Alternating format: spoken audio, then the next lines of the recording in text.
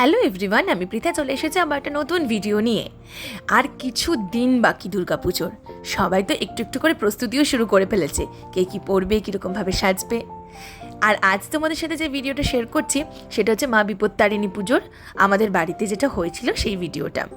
শুনেছি বাবা মাও বলেছে, বড়রাও বলেছে যে মা বিপত্তারিণী দুর্গা মায়েরই এক রূপ। তো আমাদের বাড়িতে প্রত্যেক বছরই ছোট্ট করে বিপত্তারিণী পুজোর আয়োজন করা হয়। 13টা ফল, 13টা পান, 13টা সুপারি, এলাচ, লবঙ্গ, 13টা ফুল, আর সাথে ছিল তাগা। তো এই মিলিয়ে একটা ছোট্টখাট্টো আয়োজন। আমার বাবাই পুজো করে। আগে মন্দিরে পুজো দেওয়া হতো, কিন্তু এখন বাড়িতেই পুজো হয়।